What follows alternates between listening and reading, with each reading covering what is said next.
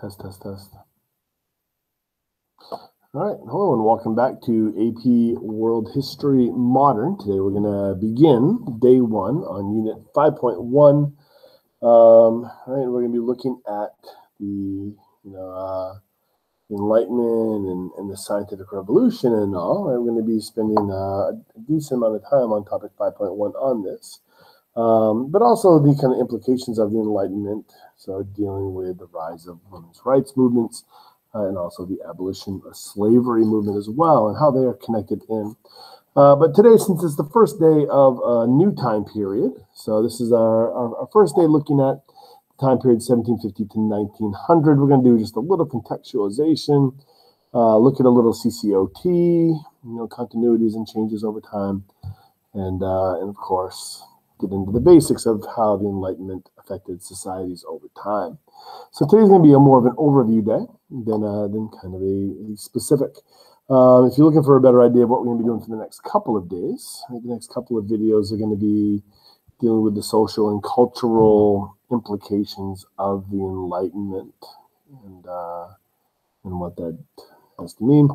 And of course, we'll be flushing out a couple of these specific examples under the illustrative examples provided by the College Board. All right. All right, so periodization. All right, so let's just look at a little CCOT and look at, as we enter this new time period of 1750 to 1900, what was life like when we begin this time period, and what's it going to be like, during and after this time period. One thing I'd like you to kind of look at really quick, though, is the time period itself, and I want you to kind of think about how long of a time frame we've been dealing with up to this point. Roughly or circa 1200 through about 1450, for our relatively brief unit 1 and 2, right? And then 1450 to 1750, you're talking a 300-year chunk of time here that we covered in 2 units. So we're going to be spending 2 units on this time period as well. So Unit 5 and Unit 6 are going to be dealing with this particular time period. But notice that it's a much more abbreviated time period. So we're going to be spending really the next couple of months on 150 years time period. So with that, you can expect the level of, the expectations of depth to increase, the amount of things that you're going to become responsible for to increase, so just kind of keep this in mind. All right, so by 1750, right, the Americas are fully integrated into the larger global economy by 1750. Earth's population is on the rise, and we've already looked at that. Right, European maritime empires permeate the globe. They are established literally everywhere on the planet, at least along the coasts. Columbian Exchange, right, is a full reality by this point. Monarchs reign the planet, right? So, in 1750, there's, it is the age of the monarch still. Various coerced labor systems are in place, right? So we've kind of talked about a lot of them. So, but the dominant ones at this point are things like chattel slavery. Serfdom is still alive and very well in places like Russia and Japan, and also we see other more kind of unique things like Spanish Mita and stuff like that. And mercantilism is the dominant economic system on the planet at this point in time, right? So during the Industrial Revolution, things that we're going to be looking at in this unit, the Enlightenment, right? The big revolutions, that can be traced to the Enlightenment, and then of course things that we'll be dealing with in the next unit is the rise of imperialism. So the beginnings of the American Empire, the German Empire, the Japanese Empire. And then, of course, the big continuities you can say are, the British are a good continuity of empire during this time frame. The French are a good continuity. So the European powers, will continue to grow their empires during this period, 1750 to 1900. Germany is on here because it is new, and it's one of those things that literally gets created, right? Germany was not a country, before German unification, which was, wraps up in the 1860s and 1870s, or begins in the 1860s and wraps up in the 1870s, right? Early 1870s. So Germany is new on here. All right, so by 1900, so things that are going to be reality, as a result of things we're going to cover in this next unit or two, is the Industrial Revolution. Will have already reshaped the entire economy of the planet. The political revolutions based on the Enlightenment are going to bring about modern ideas of government, right? And of course, industrial nations take advantage and use the technological advantages that they have to build empires. And of course, the reason why they're building empires is to feed the industrial processes that they have in place. And so yes. All right, so here's here's those infographic maps that we created by Mr. Freeman. So any time that we begin a new time period, so the first unit of a time period, it seems to be a bit overwhelming sometimes, that you're going to be responsible for all this information. So hopefully by the time we get to unit 6, when we look at something like this, it should make a little bit more sense. You should have some of the stuff under your belt. So, but as you can see, this is a 150-year time period, and there's a lot, right? There's a lot going on in this time period. So, right, we're gonna be stepping up our game. All right, and for those of you guys who like it a little more concise, right, this is Mr. Freeman's time grid, and you can see he breaks it down by geographic region. And gives you some of the major things that you should know for each of these. And so at the end of the unit, these become good reviews. As you kind of look at this, if there's anything you don't know or haven't heard of before, if it's part of our unit, then that'll give you a nice, quick, and easy thing to focus on for your studying. All right, ideas espoused by the Enlightenment had consequences, right? 4 examples that we're going to be spending a decent amount of time on this year is the American Revolution, the French Revolution, the Haitian Revolution, and the Latin American Revolutions. So we'll be touching upon what happens in South America and in Mexico. Okay, what caused the Enlightenment? All right, so when you kind of look at what actual caused the Enlightenment, Luther, right? Luther's actions in the Protestant Reformation challenged the Catholic Church's hold on power by translating the Bible into common languages. Okay, so into the vernacular of the vernacular of where the religion is being practiced, and encouraging people to read it for themselves instead of having it translated for them by priests. People like Newton and other scientists use observation and reason to explain the true nature of the world. Which often went against teachings by the church. So this tradition of questioning, right? And those are just 2 real quick and easy little case studies. Gutenberg, right? The invention of the printing press, right? So around the I don't know why this is 1440. It should say 1450s, right? In the 1450s. So it's kind of funny. When I first started teaching this kind of stuff, it was pretty firm. 1455 is when Gutenberg invented the printing press or kicked out his 200 copies of the Bible. And then it's been pushed back over the years. All right. Anyway, so in the 1450s, the invention made it easier, less expensive to reproduce books. So very important in spreading Luther's ideas during the Reformation. And these same books are then going to also put out all the other new developments, right? That question the way things are. So we look at publishing, right, as a thing. So the movement over to paper, the rise of paper mills, right? So within 50 years of Gutenberg, we know that we've got over 1,000 printing presses in operation in Europe. There's an explosion of printing that takes place, around right around before the Reformation begins and during this era. So one of the things we're going to be looking at on the next video is the scientific revolution. And right, when those ideas, right, come out, they're also going to be mass produced. So the ability to control information is hampered tremendously by the printing press.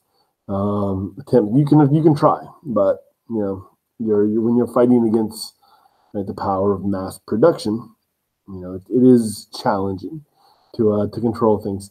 So when we talk about the Enlightenment, right, it is part of a bigger tradition, right? It's part of a bigger tradition, of questioning of authority and using observation, and being rational, right? Using rational thought to come up with things.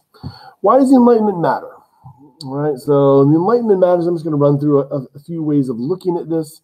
All right, so Enlightenment thought weakened the hold of traditional religion and its position in the state, just as the Reformation had before, and the scientific revolution had before it.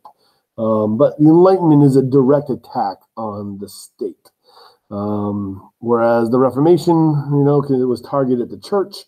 You could say a lot of the scientific revolution stuff was targeted at really not anything, but it was seen as an attack against the church. The Enlightenment's an attack on the state, and of course the position of the church within the state as well. That's where the religion comes into play. The idea that you can have a secular code of ethics, right? The movement, engage humanity. Do you need religion to give you ethics, or can that be done? Right? Can that come from an outside source? This idea that the Enlightenment creates a critical spirit of analysis, not simply to accept truths passed down or truths passed down by religion or societal hierarchies. Right? So, question authority. Right? Analyze things. History. Right? History in progress. So people are, the Enlightenment is curious about history. And there's this belief that there's a progression taking place. We're pre-Darwin here, so I would caution using the words like they believe in an evolution of things, but there's a belief that there is a progression happening at this point, right? In Western Europe, especially France, was perceived as taking the central role in things, by Enlightenment writers. The Enlightenment differentiates between absolutism and despotism, and flushes those out. It's highly critical of unearned privileges that exist, right? So attacks the aristocracy, the landed elite, right? So, did they deserve what they have? So this is highly critical of people like that.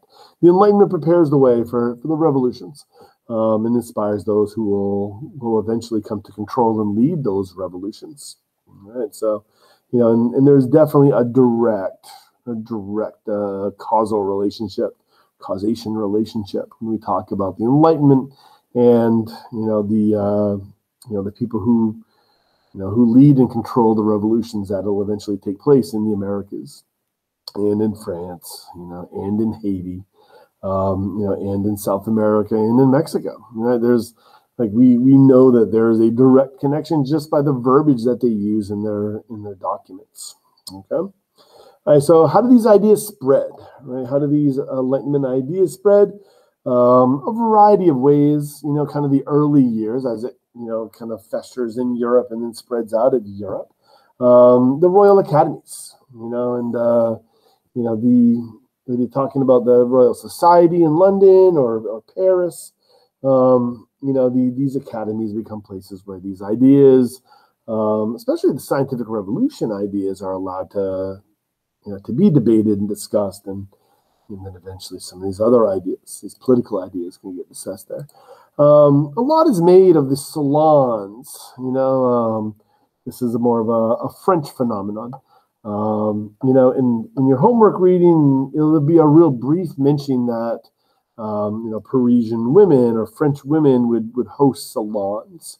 And these are things that are done in their homes or their houses, in which they would invite, they would invite some of these writers, and then they would debate these ideas in their homes. I remember a long, long, long time ago. I guess it would be almost 20 years ago now. I was teaching AP European History when I was in New York, and we had a mock salon at a student's house for an entire Saturday, and it was a phenomenal thing, and it was great food. It was great discussion, great political debate, it's, you can definitely understand if you ever participate in something like that, how, just if you're interested in said things, then it is a great way to get ideas out there. And so salons, right, it becomes a big movement and in pre-revolutionary France. And of course, coffee houses, right? Coffee houses, we typically think about, the coffee houses of London, when we're talking about, coffee houses as a place where ideas spread. And of course, the great Tom Standage book deals with the role of coffee houses, with the Enlightenment. So yes, coffee houses and coffee itself. Masonic lodges, right? So the Masons, private, right, or constituent lodges. You may have seen this symbol before, right? Around where we live. This is a common sight on the back of cars, right? Because we have a pretty active Masonic organization in this particular area. If you look at a lot of the people involved in the American Revolution, right? Many of them were Masons, and if you ever have a chance to get up to the Washington D.C. area, you should have a look around the city of Alexandria, right? Alexandria, Virginia. There's a lot to see if you're looking for Masonic, buildings and the such. All right, but these are places where you could discuss your ideas, and what happens in the Mason Lodge is supposed to stay in the lodge, so you could criticize, you could read about and discuss writings that criticize the government and do so without fear of being persecuted, because the members were, relatively speaking, maintained, that right to privacy, inside the lodge itself. So this becomes a place where ideas can be debated and freely, and based on their merits, all right, without fear of repercussion. All right, so that's a basic overview for today. All right, so what are some key takeaways here? The Enlightenment is a continuity of humanistic traditions that have been developing for hundreds of years. Right, revival of an Aristotelian view of the world. You want to trace it back to the days of Thomas Aquinas in the 1200s, and that's a nice starting point. The Reformation contributed by challenging authority, encouraged mass literacy, affirming secular professions, and of course we're going to have, and this is something we'll look at in the next video, the changing world view of the universe, right, developing by people like Copernicus and Kepler and Bruno and Galileo and Newton and many, many, many others. All right, and also the ideas of the Enlightenment spread through a variety of ways, right, and had different direct impacts. Right, so the becomes the stimulus for the revolutions in the Americas. So the American Revolution and Latin American revolutions as well, the Haitian Revolution, perhaps you say the French Revolution in Europe. We're going to see selective borrowing, right, of Enlightenment ideas from East Asia, and your Strayer textbook goes into a decent amount of detail on that selective borrowing, both from China and Japan. So make sure you focus on that with your homework. Women's rights, right? You're going to see a direct connection to the women's rights, and Strayer also deals with that, right? And of course, one of the other things Strayer deals with is the abolition of slavery. And what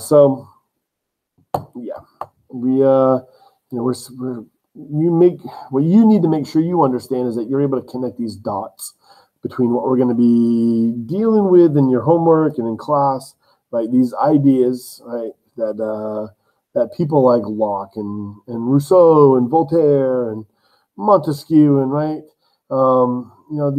these ideas that these people put down and how they're actually being applied. Like you need to be able to recognize them when you see them. All right. So, and of course, be able to look and trace that towards these other movements as well. All right. So that's it for today. We will see you next time. Sapriati.